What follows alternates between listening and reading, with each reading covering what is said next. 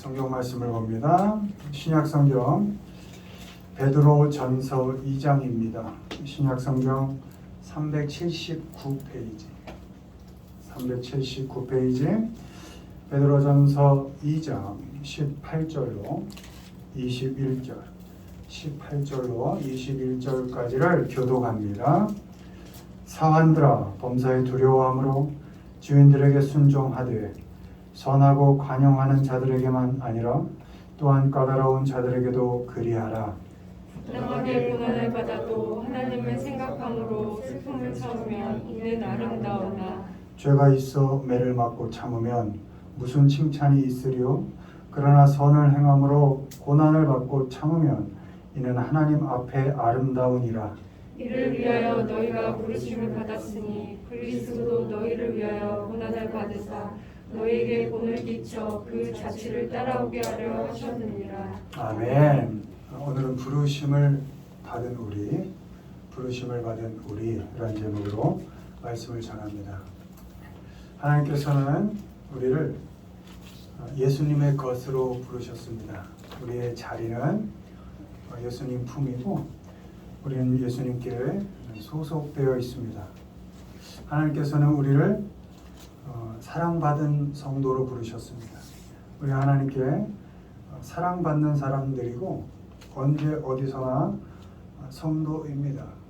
성도다워서가 아니라 하나님께서 사랑하기로 작정하셨고 하나님께서 부르셨기 때문에 우리는 언제 어디서나 성도인 것입니다. 하나님께서는 우리를 부르셨을 때 우리 삶에 각각 목적을 가지고 부르셨습니다. 여러분 중에 삶의 목적이 없는 분은 단 한 분도 없습니다. 왜요? 하나님께서 부르셨을 때 여러분들에게 선한 목적을 갖고 부르셨기 때문입니다. 우리가 살아가는 모든 삶의 과정 속에서 하나님께서는 우리에게 두신 그 목적을 선하게 이루어 가실 것입니다.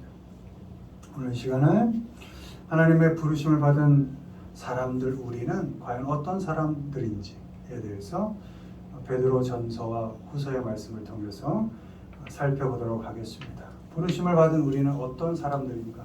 1번 읽습니다. 그리스도의 발자취를 따르는 자, 이를 위하여 너희가 부르심을 받았으니 그리스도도 너희를 위하여 고난을 받으사 너희에게 본을 끼쳐 그 자취를 따라오게 하려 하셨느니라. 아멘. 베드로전서 2장 21절 말씀입니다.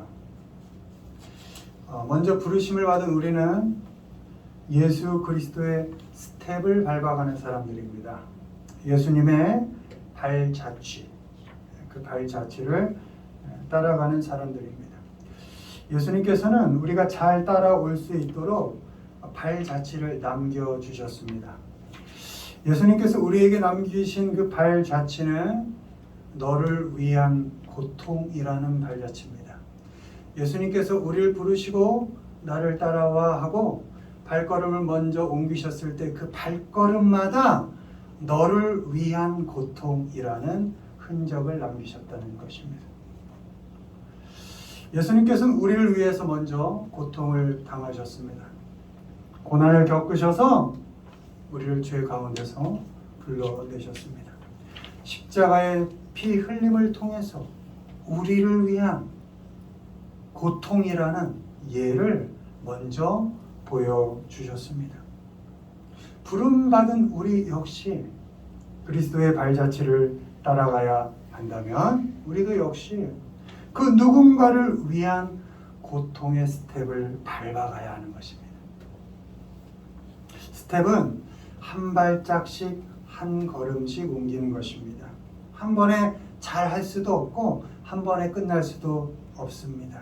천국에 이르는 그 순간까지 잘 안 돼도 한 발짝씩, 어려워도 한 걸음씩 삶을 이어갈 때마다 나에게로 모든 향하는 시선을 조금씩 돌려서 그 누군가를 위한 고통을 조금씩 한 발짝씩 겪어가는 그런 훈련을 해야 하는 것입니다.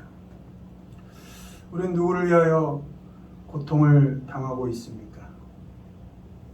늘 나를 위한 욕심과 잘못된 선택으로 고통을 당하고 있지는 않은지 또 자신의 이기심과 욕심 때문에 다른 사람을 오히려 고통에 빠지게 하고 있지는 않은지 우리 늘 살피고 점검해야 할 것입니다.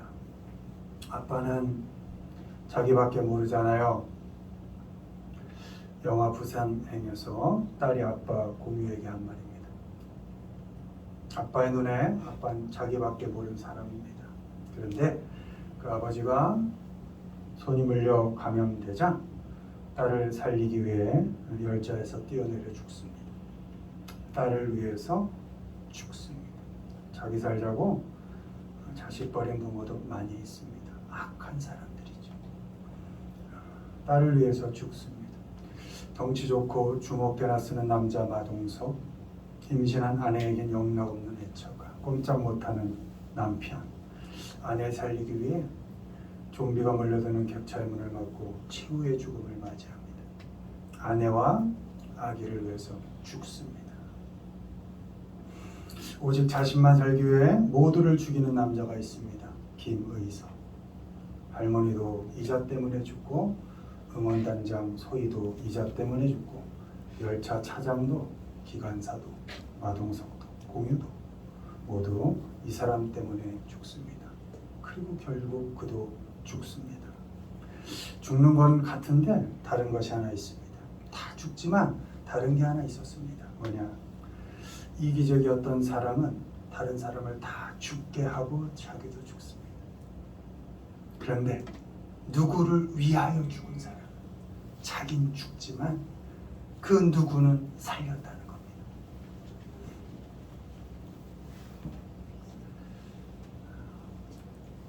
자기 딸을 위해 우리 목숨 내놓을 수 있죠. 유주 위해서라면 우리 목숨 내놓을 수 있죠. 목숨보다 소중하죠. 아내와 남편을 위해서라면 목숨 걸 수 있죠. 근데 우린 과연 하나님께서 우리를 위하여 목숨 내놓을 만한 가치가 있었던 사람들인가 생각해 보면 아니었다는 겁니다. 하나님을 도무지 모를 때, 오히려 하나님에 대하여 대적할 때, 죄인이었을 때, 오히려 하나님에 대하여 원수 되었을 때, 하나님이 뭐 필요 있어?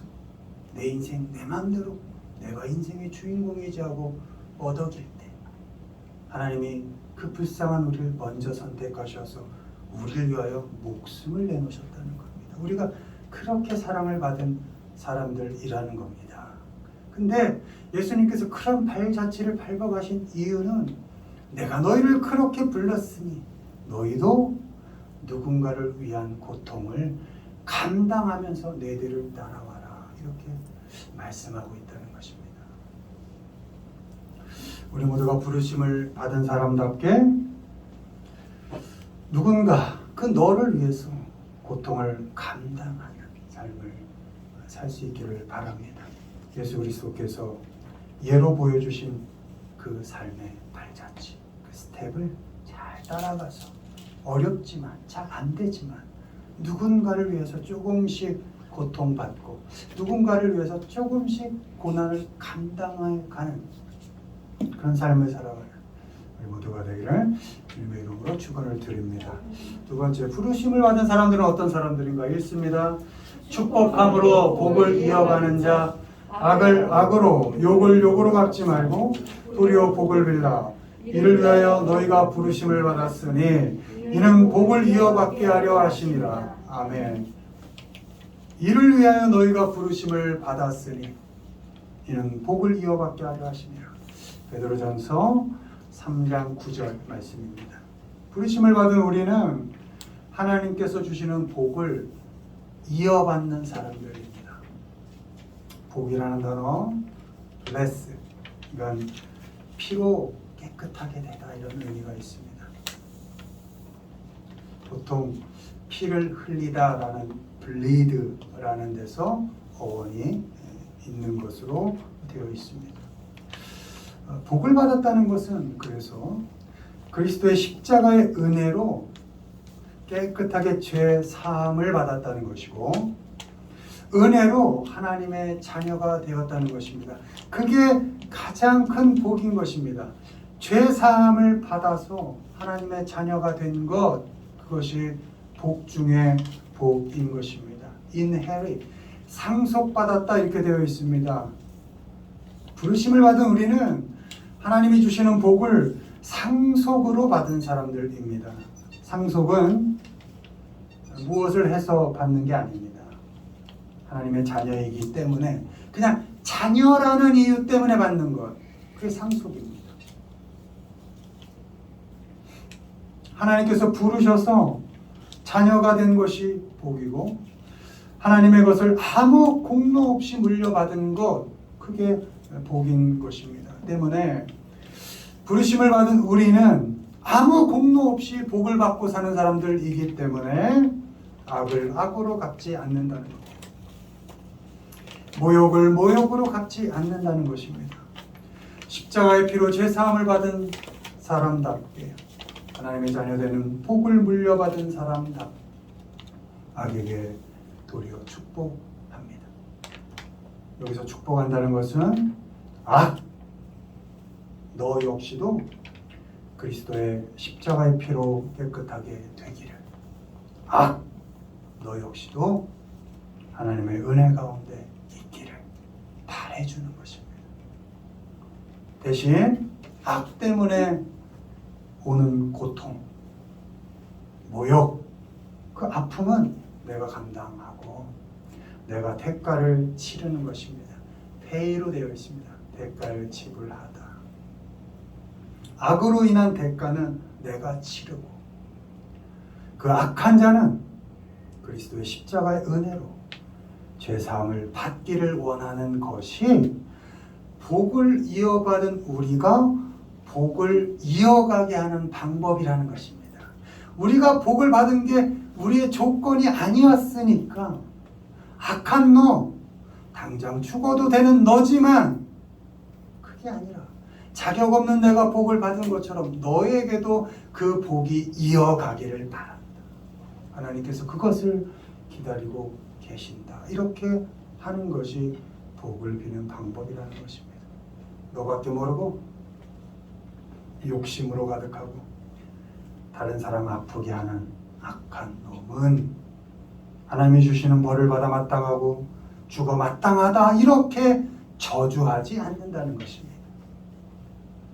나 역시도 너 못지않게 나밖에 모르고 욕심으로 가득하고 다른 사람 아프게 하는 악한 놈인 것을 알아야 합니다. 이런 나도 하나님의 부르심을 받고 복을 받았는데 하물며 너는 왜 안다겠냐? 너도 하나님의 자녀가 되기를 바란다. 너도 하나님이 주시는 복을 누리기를 바란다. 이렇게 말함으로 하나님의 복을 이어가게 하는 것이라는 겁니다. 그러기는 그렇게 하나님의 복을 물려받은 자답게 여러분이 복받고 사는 이유가 그 조건이 여러분에게 있지 않다는 것을 아시고 하나님의 복을 그저 상속으로 받았다는 것을 인정하고 그 축복을 잘 누리며 살되 다른 사람들에게도 그 하나님의 복이 이어가기를, 하나님의 복이 나에서 끊어지는 것이 아니라 나를 통해 잘 흘러가기를, 그렇게 하나님의 복을 이어가게 하는 우리 모두가 되기를 주님의 이름으로 축원을 드립니다. 마지막으로 부르심을 받은 사람들은 어떤 사람들인가 읽습니다. 굳은 믿음으로 실족하지 않는 자, 그러므로 형제들아 더욱 힘써 너희 부르심과 택하심을 굳게 하라. 너희가 이것을 행한즉 언제든지 실족하지 아니하리라. 아멘. 부르심과 택하심을 굳게 하라. 실족하지 아니하리라. 베드로 후서 1장 10절 말씀입니다. 부르심을 받은 우리는 never로 되어 있습니다. 결코 넘어지지 않습니다. 여기서 실족하다로 해석된 fall이라는 단어가 떨어져 나간다는 의미가 있습니다.